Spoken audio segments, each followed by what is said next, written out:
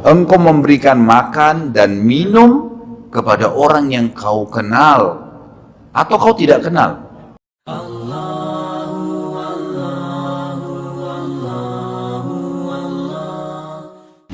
Banyak orang yang tidak faham bahwasanya memberi makan dan minum itu dalam Islam adalah salah satu cara untuk mendapatkan amal jariyah.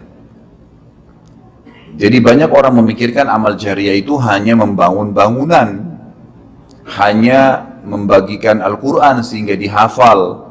Intinya fisikal, bentuk materi saja atau material ya.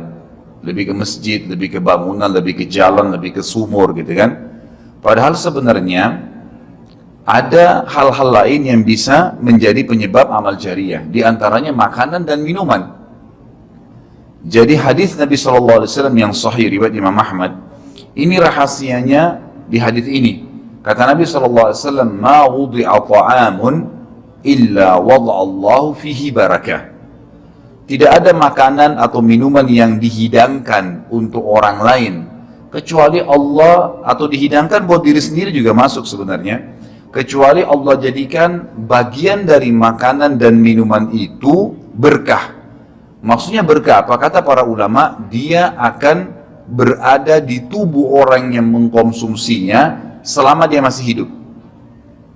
Jadi begini, orang tua kita semua, Bapak Ibu sekalian, orang tua kita, seperti saya, orang tua saya misalnya, pada saat saya ceramah di masjid ini, saya mendapatkan pahala karena menyampaikan agama Allah, insya Allah, bila diikuti dengan keikhlasan. Semoga Allah ikhlaskan niat kita. Orang tua saya panen pahala saya. Kenapa Bapak Ibu sekalian?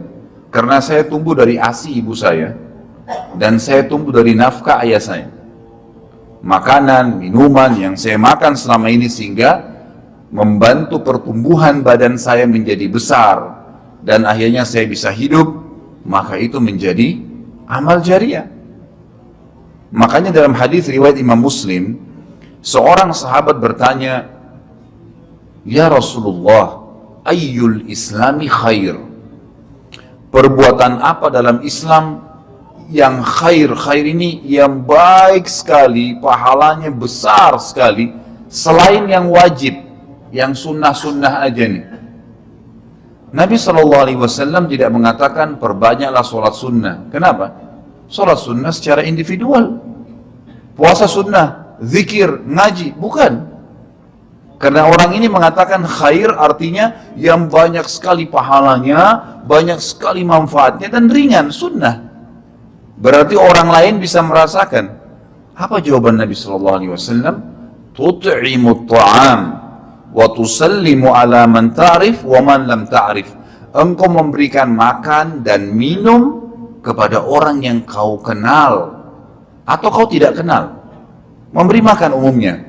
Dan engkau menyebarkan salam kepada orang muslim yang kau kenal atau kau tidak kenal. Tapi saksi bahasan kita potongan awal hadis ini, di mana Nabi SAW menjadikan amal yang paling baik, besar pahalanya dalam Islam ternyata memberi makan dan minum orang lain. Kok bisa? Bukankah dalam secara akal kita, kalau kita makan dan minum, kan habis gitu kan? Ternyata yang dibuang oleh tubuh itu yang tidak dibutuhkan saja.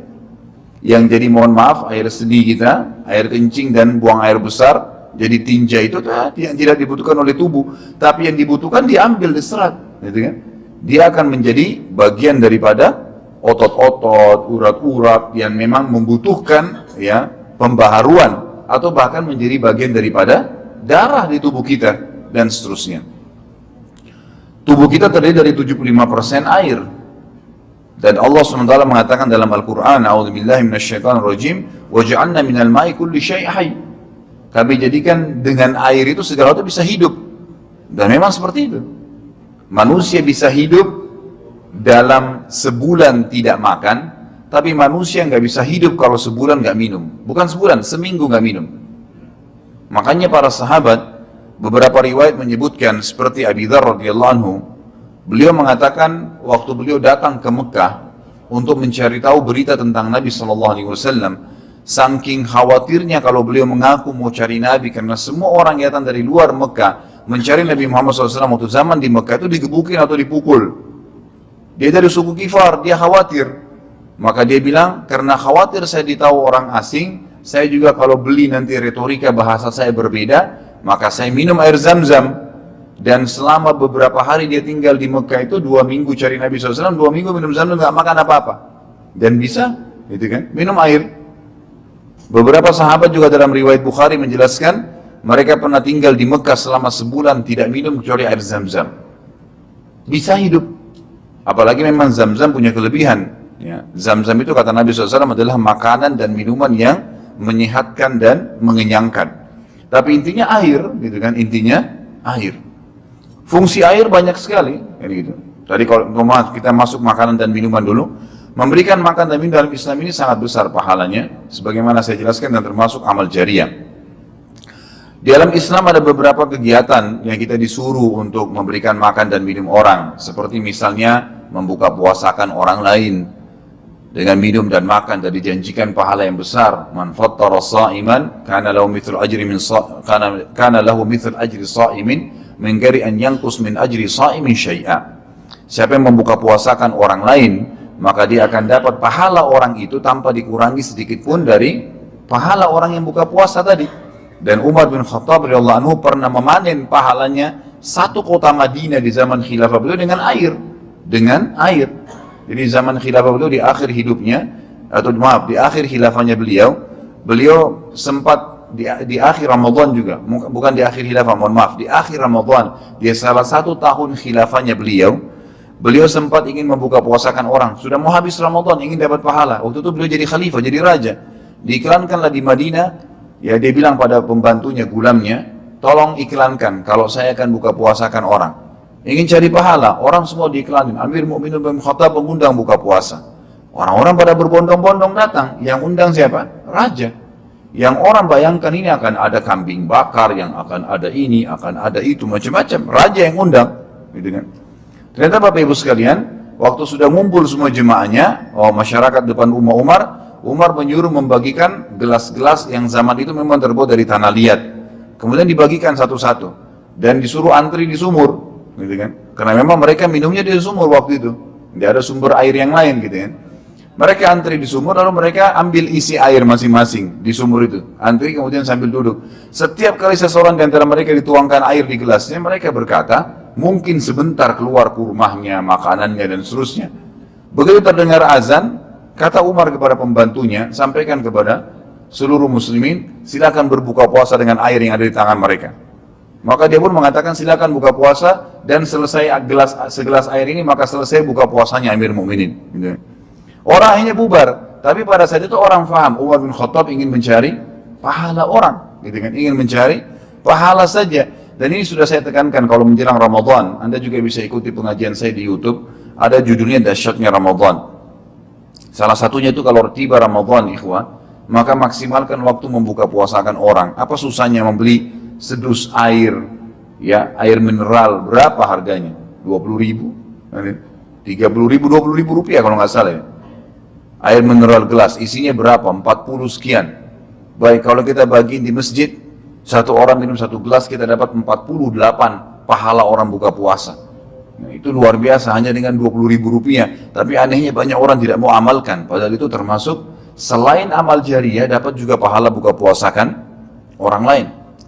Nabi SAW, dan juga merupakan ciri para nabi-nabi, mereka itu paling senang mengikram tamunya.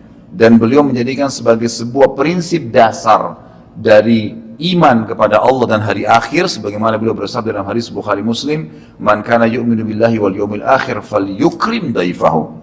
Siapa yang beriman, mengaku beriman kepada Allah hari akhir, maka dia harus mengikram itu, melayanin, memberikan makan dan minum, ya, mengucapkan tutur kata yang baik bagi tamunya. Intinya memberikan makan dan minum dalam Islam ditekankan sekali. Karena itu juga termasuk, ya, amal ibadah, amal jariah dan amal ibadah yang akan mendapatkan pahala. Jadi ada 2 sisi pahala yang didapatkan selain amal jariahnya, selama dia makan dan minum, kemudian itu masih ada di dalam tubuhnya, maka berarti itu akan terus menjadi amal jariah. Kata para ulama, dia akan terus menjadi amal jariah pada saat seseorang tumbuh besar. Kayak kasus seseorang manusia tadi. Orang tuanya, ayahnya carikan nafkah yang halal, ibunya kasih ASI, dan dia tumbuh besar dari situ. Tumbuh besar ini ternyata menjadi otot-ototnya, menjadi komponen dari tubuhnya. Kemudian dia menjadi besar, lalu dia menikah. Dari komposisi tubuhnya tadi, ternyata ada yang mengalir di sperma dia kepada anaknya. Kemudian anaknya tumbuh besar juga dari situ, dan seterusnya. Ini amal jariah selama masih ada manusia itu. Jadi seperti itu luar biasanya gitu. Di antaranya tadi saya bilang, kita bisa mendapatkan pahala dengan buka puasakan orang. Yang kedua, mengikram orang. Mengikram ini memberikan, menyuguhkan sesuatu buat tamu. Ya. Termasuk ya, yang dianjurkan adalah sering-sering ya, mentraktir orang lain. Ada kultum saya itu. Subhanallah, saya isi salah satu pengajian di salah satu kantor di Sudirman ini. Sampai saya dibisikin, Ustaz, setelah saya nonton di YouTube ceramahnya Ustaz tentang traktir, ini teman-teman semua pada berebut nih, saling traktir-traktiran gitu. Jadi nggak lagi nunggu temannya yang bayar, tapi dia yang bayar duluan. Ternyata itu amal jariah ya Ustaz ya? Oh iya, amal jariah. Kan gitu, memberikan makan orang, bayangkan kalau dia makan dan minum dia kenyang, kemudian ada yang jelas pasti ya, makanan minuman yang dimakan dan diminum itu pasti ada bagian yang akan menjadi komposisi tubuhnya, nggak mungkin semua terbuang. Maka itu berarti akan jadi amal jariah.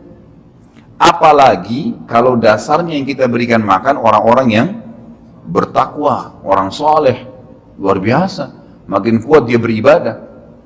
Ciri Nabi Ibrahim alaihissalam, Nabi Ibrahim itu malah luar biasa ikramnya, ya.